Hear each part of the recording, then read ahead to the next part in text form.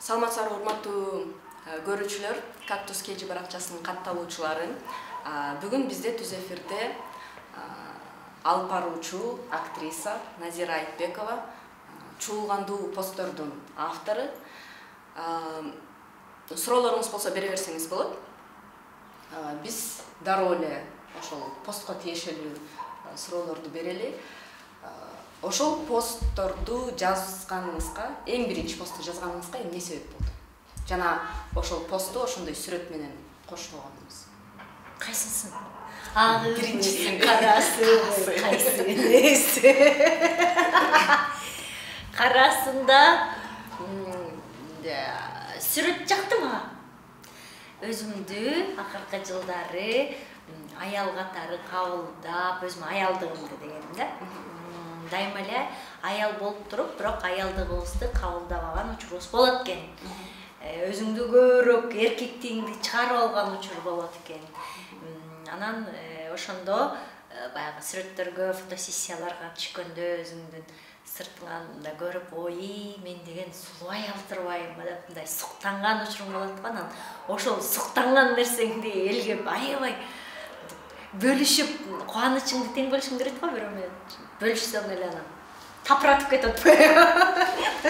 Демек, ушундай натыйжага келе турганыңызды билген эмессиз, Ооба, анан аял затынын ички сезими менен, дүйнөсү менен пост жазып, аял мындай, аял тиндей деп мындай сырларын ачып жазып, анан ошого жараша сонун сүрөт, аялдын сулуулугу берилген сүрөт менен киргизсем, уят эле уят. Бизде андан да скромныйраак сүрөт киргизсең, ал деле уят боло берет да. Анан дайыма бул нерсе кыжырымды келтирчү да. Мисалы үчүн кыска юбка кийип чыккан кызды дагы дагы ушундай туура эмес пранкка салып неме болгон учурлар болду эле го. Анан биз ушинтип каалагандай кийинбей, каалаган нерсебизди жасай албай, анан башка бирөөнүн көз карашынан, башка бирөөнүн бир кыска оюна таң уланып калабызбы деген мындай кыжырдануу, жинденүү жүргөн да ичимде. Ошон бирикти, азыркы Кыргызстандын экономикасы бирикти, Кыргызстандын күнгөй тескей көйгөйүнүн баары бирикти, көкөйгө тийип турган. Анан ак сүрөтүм менен агыман жарылдым да. Ошондо демек бул планга кирбеген пост болчу. Ак сүрөт планга жок, мен атайын шуну чыгарам бүгүн деп да максат койгон нерсе эмес болчу. Мен жөн гана ошо жана дардактап кара сүрөттүн жаңы фотосессиямды чыгарып бөлүшүп, жакшы ниетте бөлүшкөм. Анан бирок тиги ак сүрөтүм болсо ошол ачуум келип кеткен деген сүрөтүм. Түшүндүм. Бул сүрөттү көргөн айрым комментарийлерде да жазылып атты. Бул жакта эми фотошоп колдонулду, сүрөткө ретуш салынды, жасалды депчи. Ошондо кандайдыр бир эффектилер колдондубу же бул бул профессионалдуу фотосессия болгондуктан албетте ал нерсе каалайсың колдонулат. Сан Иманалиев деген бала, ал экөөбүз атайын ошо отелге барып, атайын ак рубашка сатып алып, ак көйнөк эркектин. Анан ошондон Санга айттым, мен ушундай фотосессия каалап атам, ушундай жасап берчи десем, макул деди. Аябай кызыктуу тарттык, сонун сүрөттөр болду. Андан дагы башка дагы сонун сүрөттөрүм бар. Бирок аларды азырынча чыгара элекмин.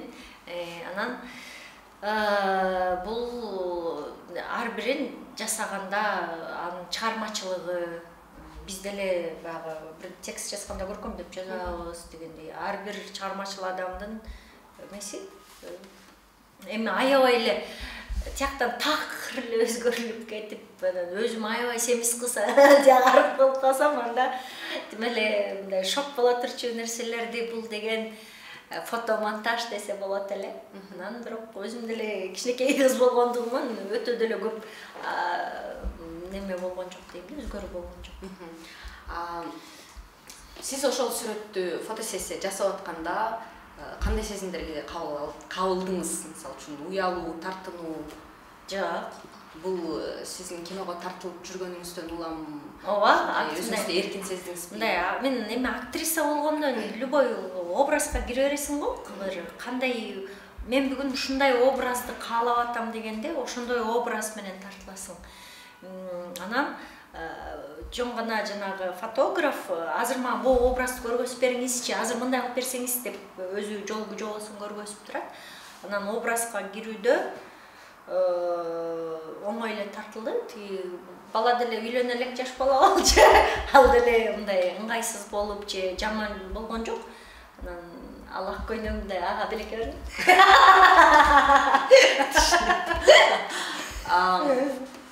Эгер сиз эми актриса дагысыз, кинолорго көп эле тартылып жүрөсүз, эгер ачык сценасы бар кинолорго тартылганга чакырып калса, кандай жооп берет элеңиз? Билбейм, азыркы таптагы Назиранын жан дүйнөсүнөн сурасам, духум жетпейт дейт. Мен андайга тартылбайм дейт. Бирок учуру келгенде балким ал укмуш айтайын деген ою аябай терең, адамдардын аң сезимин аңтара турган нерсе болсо, анан ошол жери керек болсо, анда мындай намек менен кылдырса сүйүнөт элем да. Режиссердон эми актердун дагы талабы болот да. Бир аз намек бергенде жол болсо, такыр эле ачык сцена көрсөтүш керек болсо, анда балким дублер алмакмын деп ойлойм. Анткени буга чейин Таң алдында деген сериалыбызда мен ич көйнөк кийип, мынтип сулууланып, күзгүгө каранып, анан күйөөмдү күткөн жерим бар да, толкунданып. Тезем күйөөм деген жакындап келатып, анан телефон чалып калып, чыгып кетип калат да. Анан жалаң командада жалаң эркектер, анан ич көйнөкчөн кайра мынтип туруп басып, мен үчүн бул аябай ыңгайсыздыкты жараткан сцена болгон. Мен өзүмдү аябай мындай ыңгайсыз сезгем. Анан ошондо түшүндүм, айта духум жетпей турбайт. Бул сүрөттөргө, ушул фотосессияны жасаганга канча убакыт керек делди? Даяр, ички дүйнөсүнүн даяр болушуна. Мен атайын деле буга даяр болушум керек деп ойлонгон жокмун. Жон гана ушундай каалап атам дедим дагы, телефон чалдым, бир ушунтебиз дедим. Отель таптым да, шарт эле жалдым. Бул кара пиджак жамчап түшкөн сүрөттөр болсо, негизи планда андай сүрөт жок болчу. Анан кийим алмаштырып атканда эле пиджак болуп калып эле, ушундай түшө коеюнчу деп эле бир-эки түшкөн сүрөтүм бар болчу да. Тиги ак көйнөктө болсо, мурунтан эле бир фотосессия ушундай көзүм алдыма эле кайра элестелип, аябай каалап туруп алдым, ушундай фотосессия жасайм деп, каалаган нерсемди жасадым. Комментарийлердин астында көпчүлүгү бул эрдик деп жазып, жада калса Twitter жаатында неме флешмоб дагы жүрүп кетти. Айрым адамдар тамаша жүзүндө дагы, мындай дагы ошон неме кылып сүрөттөрүн жарыялашты. Бул сиз үчүн эрдикпи? Мындай карай турган болсом, балким алардын көз карашы менен эрдик чыгар. Мен атайын эрдик жасап салайынчы деп деле ойлонгон жокмун. Бул автоматтык түрдө жасалган нерсе. Бул пландалып да жасалбаган нерсе да. Мен ушуну жасайм, анан мындай кылам деп эч анан бул хайп болот деп ойдо жок нерсе да. Ошон үчүн муну мен укмуш эрдик деп жасап салдым деп айтпайм, бирок Twitterде муну эрдик катары көрүп, Instagram, Facebook'тан айрым колдонуучулар буга духу жеткен адамдар гана жасай алат. Бул эрдик деп айтышат. Бирок билбейм, атайын эрдик кылып атамбы, кылбай атам, аны сырттан карап көрүш керек деп ойлойм. Но бир чети мындай менталитет менен динге ыктаган өлкөдө ар бир эле кыз өзгөчө элге таанымал жана аудиториясы чоң адам оңой менен чыкпаса керек деп ойлойм да. Эгер ал жаттан караса, балким эрдиктир.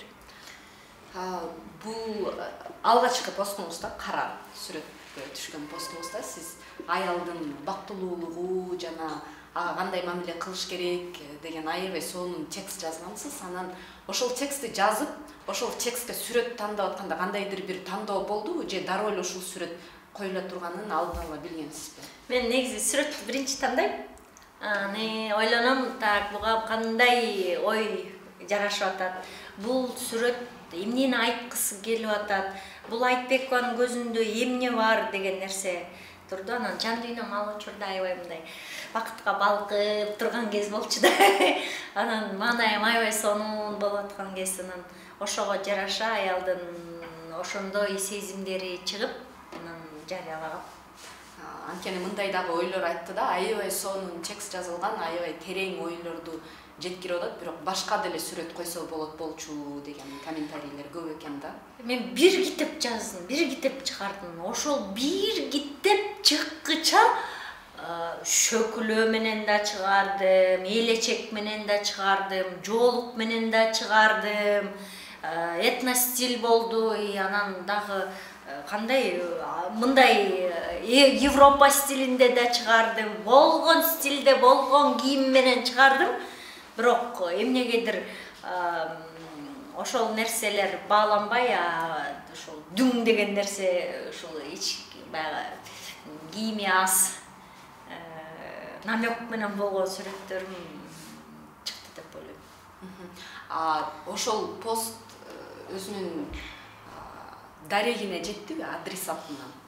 Жетти. Багытталган аудиторияга же башка нукка бурулуп кеткен жокпу? Жок. Жеткен кишиге кандай гана сүрөт киргизбе, жетчү кишиге жетет. Жетчү адамдарга ким жан дүйнөсү кандай болсо, жашоосунун кайсы кабатында жашаса, ошол жактан башпагат деп ойлойм да, ошол терезеден башпагат деп ойлойм. Бийиктикте жашаса, мындай көрөт, көп нерсени көрөт. Жапызда жашаса, жер деле көрөт деген нерсе да. Анан деңгээлге жараша, билимге жараша, ар ким ар кайсыны көрүп атат. Айрымдары жон гана бир денесин сата албаган, өзүн сата албаган, жеңил желпи, мындай төшөккө ыктаган бир Назираны көрүп атышат. Кимдир бирөө ал Назирадан эрдик жасаган Назираны көрүп атат, кимдир бирөө тарыхка бурулуш жасаган Назираны көрүп атат, кимдир бирөө кайсы бир ойго каршы чыгып бунтарь болуп аткан Назираны көрүп атат. Айтор ар ким өзүнүн деңгээлине жараша ар кайсы Назираны көрүп атат. Мен билишимче, буга чейин алгачкы ушундай жынаңач эмес, мындайча айтканда, ачык сүрөттөрүбүз ажырашкандан кийин жарыяланган социалдык тармакта. Ал учурда дагы, ал кезде дагы аябай чоң коомдук талкуу жүрүп, ажиотаж болгон. Анан азыр дагы ушундай сүрөт чыгып атат. Бул жашооңузда кандайдыр бир өзгөрүш болуп атабы? Чоң кандайдыр бир байланыш барбы? Кандайдыр бир же жөн эле мындай байланышы биринчисинде баягы атайын, алдагы атайын эмес, Лев Бабенко деген фотографты көрүп калып, эмгектерин аябай сүйүп калдым. Анан Левке жаздым. Ушундай сиздин эмгектериңиз жакты, бир чогуу иштешип кызматташып көрсөк болобу деп. Анан атайын күндү белгилеп, саатын белгилеп эле, эмне көйнөк алайсың, чыкса үйүңдө эмне болсо ала бер деди да. Жүктөп эле жүрү тияка айда деп эле. Каяка барабыз, эмне кылабыз, планыбыз кандай, иш кылса кете берсең деди. Маякте Горная Маевка жакка алып барды дагы, сууга түшүрүп туруп эле, чачып туруп, мындай кара, тиндей кара деп туруп эле сүрөткө тартып салды. Мен да түшүнбөй калдым, эмне болуп калган, атайын боюнуп алып барсам, мен ойлогом студияда же бирдемке мындай башкача болот го деп. Анан сүрөттөр чыккандан кийин мага ошол сүрөттөгү Айтбекова аябай жакты. Ал ажырашкандан кийин аялдар комплекске батып калат. Аялдар сынып калат. Өзгөчө мен мындай татыксыз, мен сулуу эмес, мен мындай ажарлуу болбогонум үчүн күйөөм таштап кетти го деген ичиңде бир күмөн саноо пайда болот да. Анан ошол сынып турган, өзүңдүн аялдыгыңды кабыл албай турган учурда бул сүрөттөр мага жок Назира, сен сулуусуң, сен сулуу аялсың, карачы бул сулуулугуңду деген нерсени көрсөтүп турду да. Анан аябай анда дагы мен аябай сулуу аял турбаймынбы, аябай сонун сүрөттөр болуптур деп анан ошону жарыялап ийгем да. Анда дагы анан элдин ар кандай толкундоолоруна чыктым. Бирок ошол сүрөттөрүмө рахмат. Ошол элдер мындай дүңгүрөп ийгенде баягы жөн эле ойлор боягымда ансыз деле көлкүп, монтип бышып турган көкүрөктөгү сезимдин баары мындай көчкү болуп сыртка чыкты да атырылып. Анан дал ошол сүрөтүмөн кийин жөн эле ойлор кетти. Жөн эле ойлор болгон ичимдеги жарамдын баарын төгө бердим. Анан жанагы китебим чыкты. Ошон үчүн мында дагы ошол мында болсо тескерисинче аялдыгымды кабыл алып, анан балкып турган кезде, бактылуу болуп турган кезде, өзүмө ишенимдүү болуп турган кезде бул сүрөттөр чыкты да. Сиз коомдун адамысыз, анан кийин элдин арасында көп жүрөсүз, анан хейтке, түрдүү жаман жакшы пикирлерге бышып бүткөнсүз. Көп жылдан бери эл арасында жүргөн соң, сиздин бул сүрөттөрүңүз уулуңуз Ариетке жана апаңызга кандай таасир этти? Алар кандай кабыл алышты? Эми уулумдун мага чыгармачылыгыма такыр кызыгуусу жок. Ага мектептен кармап алып эле кийинки сериал качан чыгат, жака эмне болот экен деп мындай тажап беришкен да, анан айта берет да.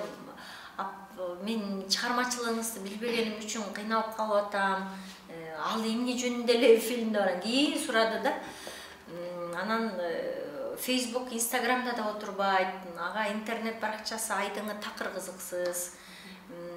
Анан ошон үчүн сүрөттөрүмдү көргөн жок. Бирок бул темада мен аны менен сүйлөштүм. Алдын ала. Жок, алдын ала эмес, ызычола көчө сүйлөштүм, кечээ сүйлөштүм. Анан ушундай болуп атат, ушундай деп айтсам, айтат: "Апа, хейтерлерге маани бербеңиз. Хейтерлердин дагы жакшы жагы, таасири бар. Ал деген сиздин эгоңуз көп кетсе, элдин баары мактай берсе, сиз деген иштебей коесуз, алдыга жылба коесуз. Хейтерлер болсо эгоңузду ылдый түшүрүп турат, анан сизди баягы мындай дагы иштегенге түрткү берет. Кээ бир ачуу сөздөрдүн арасында чындык болушу ыктымал. Ошон үчүн ар бир сөзүн бир анализдеп өзүңүз үчүн ушинтип коюңуз" деп мага жакшы кеңеш берди. Бул кеңеши чоң колдоо жана жардам болду да. Апам болсо, ай чоңойсоң болот деди, анткени бир эле сөз айтты. Анан мен айттым: "Апа, сиз мага жөн гана ишениңиз жана колдоп артымда туруңуз. Мен өзүм муну эмне үчүн жасап атканымдын бир максаттары бар" дедим. Анан кийин колдогондор көп болду, колдоп чыгышты ар кандай жанагындай Телеграмдан, Твиттерден. Анан ошого бир аз унчукпай калды окшойт. Бирок билем да, эми түшүнүп атам, Айтбекованын апасы болуш, Айтбекованын баласы болуш, Айтбекованын күйөөсү болуш оңой иш эмес. Аябай оңой иш эмес. Бул ал дагы оор жүк. Анткени каалайсың, каалабайсыңбы, бир баягы мага катуу сөз тийгенде аларга дагы мындай сокку болушу ыктымал. Бирок ошонсе дагы эми баягы жакындарыма сокку болот дей бере турган болсом, мен деген бийик учпай калам. Мен көксөгөн максатыма жетпей калам. Ошон үчүн мен үйдөгүлөргө айтам: менин максаттарым бийик өтө. Ал максат бийик максатты эгер океанга чыгам дей турган болсоң, көлчүктөн чыгып, аякта толкундар укмуштуудай катуу болот. Эгер ошол катуу толкунга чыдай албасак, анда океанды багындыруу мүмкүн эмес. Ошон үчүн мындан да жаман сөздөр болушу мүмкүн, мындан да жаман сындыруулар болушу мүмкүн.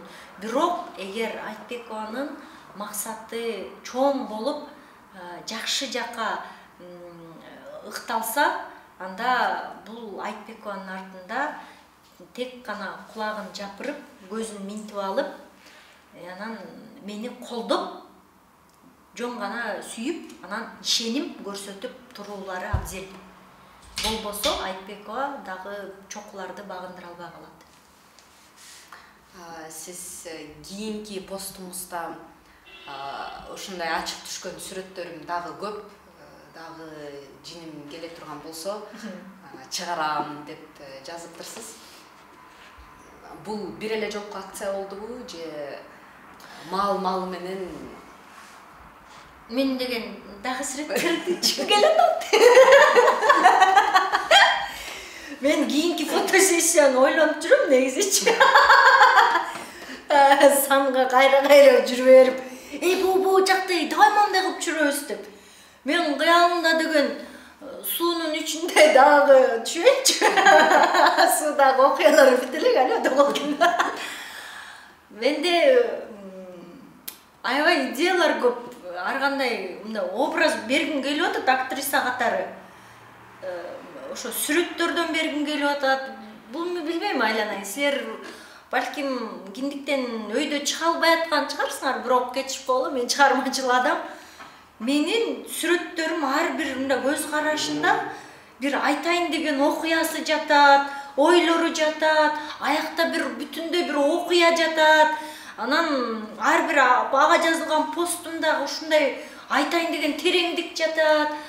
Неге элдер аны мындай бир картина кылып жалпы жонунан көрө алышпайт?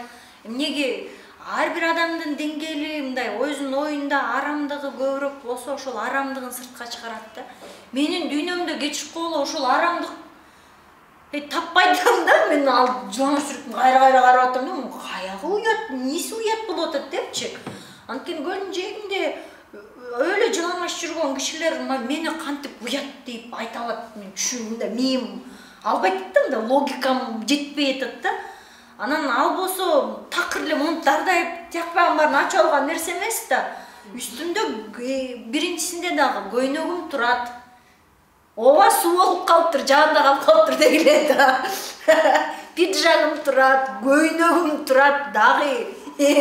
Аяктан мындай эмне каяктагы уят, мындай тиягымды мындай балтайтып чыгарып алдымбы же ачып алдымбы, мен түшүнсөм өлүп кетейин. Дагы албетте дагы жаштыгым бар да. Дагы ушундай көп сүрөттөрдү түшкүм келип атат. Бул менин дүйнөм, бул менин жашоом, бул менин баракчам, бул менин чыгармачылыгым, бул менин фантазиям. Анан силерди үйгө чакырбасам деле үйгө келип алып анан бир жанагындай чоңго отуруп кеткендей болуп атпайбы? Мен кечинде отуруп алып ойлондум да, элестет бир кишинин баракчасына атайын кирип, анын бир сүрөтүнө кирип, анан аны каргап шилеп жазып атканымды элестеттим да, мен элестет мен ушинтип атам. Бул деген мындай психикалык жактан оорукчандар эле ошентпесе, мен анын баракчасында эмне иш кыламай? Эгер ал адам мага жакпаса, анын чыгарган сүрөттөрү, чыгармачылыгы жакпай атса, эмне азап нервимди коротуп, жиндиминби дегим келди да. Ансыңар менин баракчама келип алып анан аябай ысырынып, жек көрүп неметип атканымда мындай таң калып атам да, мен эмне болуп атат депчи. Анан бир чети күлкүм келип атат. Анан кайра мындай күлкүмүштүү эле бир окуя болуп атат да, мындай жүрөгүм агылып, анан кайгырып, анан депрессия болуп, анан деп жаткан жерим жок. Мне смешно. Ооба, аябай лайктар көбөйүп атат, комментарий көбөйүп атат. Кайра тескерисинче жакшы нерсе болуп атат да мага. Дагы чыгат, күткүлө. Сиз бир нече жылдан бери жана жөн эле ойлор социалдык тармакта аялдын коомдогу орду, анын укугу жөнүндө аябай көп жазасыз, постторду жазасыз. Өзүңүздү феминистмин деп эсептейсизби? Ай, ушу суроого өзүм деле өзүмө берип көргөм, эми феминистминби деп.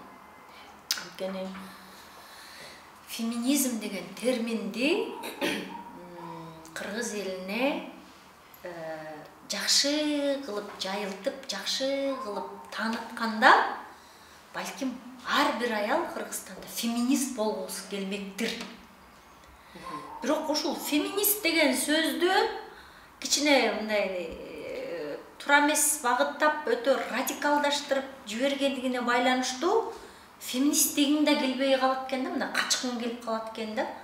Ошон үчүн кеп феминисттиктин өзүндө эмес, феминизмди таратып аткандар да болуп атабы деп ойлойм да. Ушуларды туура таанытып, туура таратсак, балким башкачараак көз карашты болмокпуз. Анан феминизмде, мисалы үчүн феминист кыздар менен кээде программа жасап калабыз, же неме болуп калабыз, анан алардын көбүрөөк мындай эркекке болгон ызырынуу, эркекке болгон мындай агрессиясын байкап калам дагы. Анан феминизм деген ушул нерсе турбайбы деген нерсе калып калат да мээңдечи. Мен эркекке агрессиямды көрсөткүм келбейт, эркекке мен андай ачуу, азуумду көрсөткүм келбей эле да. Анан бизде мейли миң кааласак, каалабасак деле баягы күйөөгө болгон сый-урмат, эркегиңе болгон бир сый-урмат жазгануу деген нерсе бар да. Мейли экөөң тең укуктуу болгон күнү деле бир аз жазганып, аны менен эсептешип, анын сөзүн угуу деген нерсе болот да, кантип болбосун. Болобу? Ойлонот. Анан сурайт экен. Жок, ошондой да анан. Билбейм, мисалы үчүн кичинекей кезимен атамдын баягы кийимдери жерде жатып калса, сөзсүз түрдө өйдө алдырат эле да. Баш кийимдерди тебелеттирбейт эле. Чоң энемдин ошондой тарбиясы мындай сөөгүмө сиңип калган да. Анан мен миң феминист болуп айкырып чыкканда деле бир эркек, күчтүү эркек жанымда болуп калса, мен ага аябай эркелегим келет. Мышык, могу мен жалгыз жүргөндө арыстан болушу мүмкүн. Бирок бир эркектин жанында жаман мышыкмын да. Чоң энемдин тарбиясын көргөм деп көп айтасыз, көп жазасыз. Анан чоң энеңиз салттуу тарбия берсе керек. Өзүңөр айткандай эркектин кийими жерде жатпаш керек, аял дайыма чыдаш керек. Жок, чыдаш керек эмес, унчукпай калыш керек. Чыдабаш керек өлөсүңөр болот экен. Жок, мындай тилди тишке катуу деген нерсе баягы, мисалы үчүн менин өзүмдүн үй бүлөмдө жолдошум менен жашап аткан учурда ал кабагы мындай түйүлүп келгенде, жумушунан бир нерсе жолу болбой, монтип зырынып келгенде, эмне зырынып келгендечи эмесмин да. Мен унчукпай тамагын берчүмүн, унчукпай отуруп турчумун, күтчүмүн. Ал тамак ичкенден кийин добрый боло баштачы.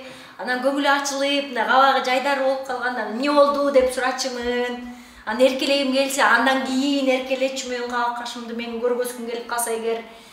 Ошондой да, эгер менин кабагым минтип атса, күйөөм унчукпай туруп турчу, мамаң кара неме жини кармап атат деп. Ошон үчүн бул деген баягы аял деген төпөштөп атса чыдаш керек деген нерсе эмес. Аял чыдабаш керек ал нерсеге.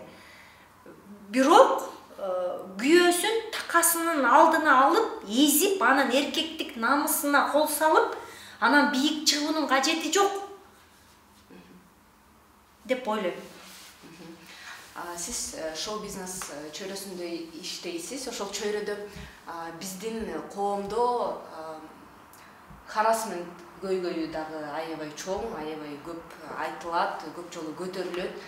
Сиздин жумушта ошол нерсе болду беле, ошого кабылдыңыз беле? Харасментке кабылдым беле. Кабылгам. Жана ушундай сүрөттөр провокация кылышы мүмкүнбү? Мындай сүрөттөр кылышы эгер мен уруксат бермейинче болбой. Мен мисалы үчүн мага телефон чалышат элдер. 9-дан кийин жазса жооп бербейм. Телефон чалса кадимкидей эле эркекчесинен ашатам, сөгөм. Мага 9-дан кийин эч ким чалбайт, эч ким неме болбойт. Анткени жинимди катуу билет. Ошон үчүн эгерде аял киши сен өзүң бекем турсаң, уруксат бербесең, анда неме болбойт да. Болот кайсы мындай сунуш түшкөн учур болот. Мисалы үчүн ушуну нерсени жасасаң, мен сага ушундай кылып берем деген нерселер болот. Ал дагы эгер сен аны кабыл аласыңбы же кабыл албайсыңбы? Кеп ошондо. Мисалы үчүн, сен мени менен төшөктө чогуу болсоң, чоң сахна сеники деген сунуш болгон. Мен аны кабыл алгым келген жок. Кабыл албай койгондон кийин бут тосуулар болобу? Бут тосуулар албетте болот. Эми ошон үчүн чоң сахнада шаңшый алган жокмун. Көп фестивалдардан алынып калдым. Болду албетте. Анан ошондой учур болгон. Кыз атайын бир кол кармалап, сармалап, андайга уруксат берген жок.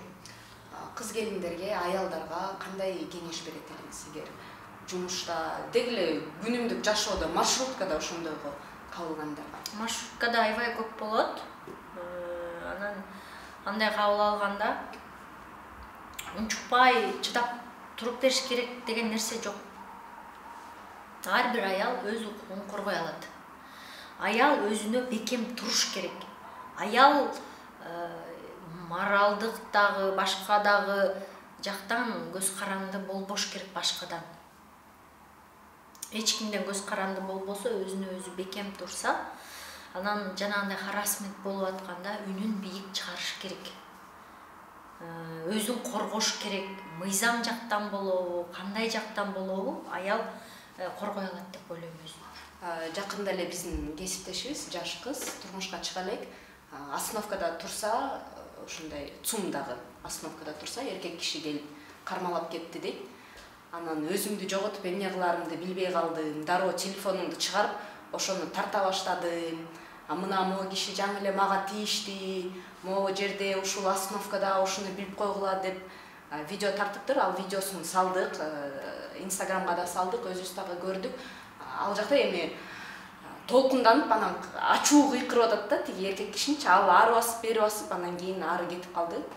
Деген комментарийлер жазылды. Ошол комментарийлердин жарымы тиги эркек киши жөн эле унчукпай эле турат, кеттин баары өзүңдө окшойт, үнүнөн эле түшүнүктүү сенин кандай экениң деп жазылып атат. Анан биздин кесиптешибиз бул нерсеге даяр болгондуктан, биз тараптан колдоо болгондуктан менче көп кейип, көп көңүл бурган жок. Бирок ар дайым мага тийишти деген учурда сен өзүң биринчи көзүңдү сүздүң деген нерсе айтылат. Кунажын көзүн сүзбөсө деген макалды ди жаттабашканда биздикилер ушу жакпайт ушу макал. Анан ошондой учурда кандай жооп кайтарыш керек? Кантип өзүңдү коргошуң керек? Эгер коом өзү сен өзүң күнөөлүү деп жатса.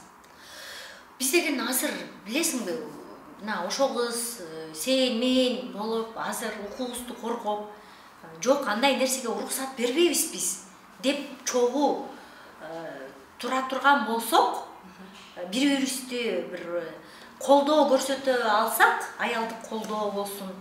Анда мындай нерселерден мындай өзүбүздү коргой алабыз деп ойлойм да. Бул албетте азыр эле бир убакта эле кыла турчу нерсе эмес. Бирок силер программа жасайсыңар, мен программа жасайм бул тууралуу. Бул маселени кайра-кайра көтөрөбүз, ар бир кызды үйрөтөбүз, минтинт дейбиз. Ошону менен бара анан бул нерсе жоголот. Мен айтып атпаймынбы? Бир бул көздү, анан көкүрөктү тойгузуп коюш керек экен да. Ушундай жамынган, ушундай кысымга алынган өлкөдө аялга ачка болуп калышат экен дагы. Бу аялдын кичине эле кызыл ашыгы көрүнүп калса, өлүп талып маньяктык кылып коет экен, педофилия көп болот экен.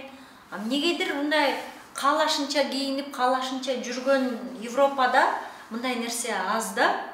Анан ошондон улам ойлойм да мындай, эгерде бир итти деле өлө ачка мынтип кармай берсең, бу ээсине деле кол салат да. Биз деген мындай эркин болуп, көзүбүз дагы, көкүрөгүбүз да ток болгон бир заманда жашашыбыз керек деп ойлойм да.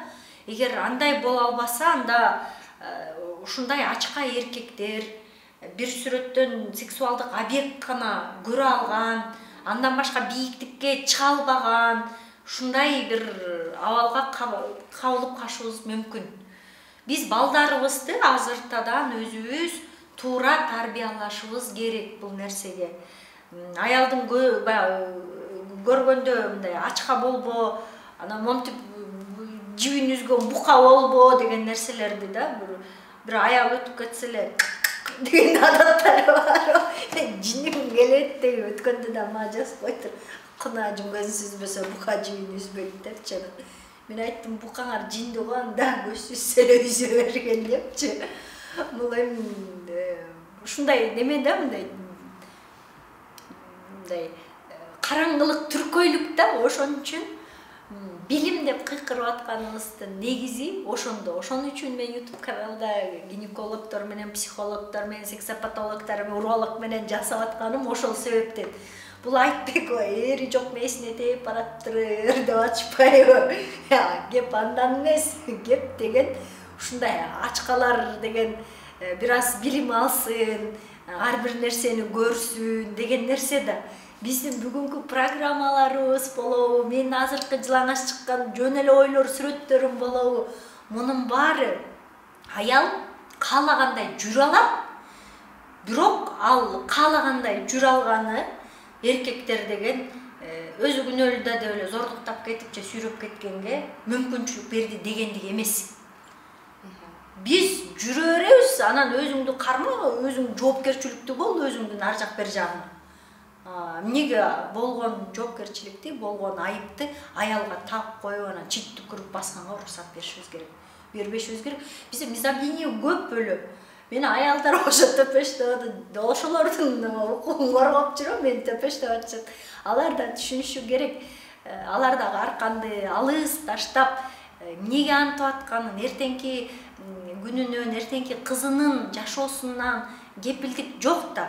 Ошон үчүн кызыңарды өмүр бою мүшөк кийгизип коюп, үйдүн бир бурчунда отургуза албайсыңар да. Ал эгерде ал өссүн, ал билим алсын, ал бийиктесин дей турган болсоңор, мындай маньяктарда, мындай эркектерди, мындай коомду жоюшубуз керек болот да.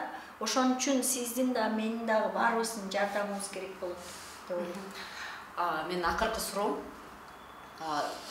көпчүлүк киши ушундай элдер, комментаторлор ушундай ачык сүрөттөр, булардын бардыгы жаштарды туура эмес жака багыттайт, туура эмес нукка бурат деген ойлорду айтып атышат. Сиз ошолорго кандай жооп берет элеңиз? Конфет эзели көрбөгөн, момпосуй көрбөгөн бала конок келеби, эмне конокко барабы, колун дароо эле момпосуйга мондайдан салат.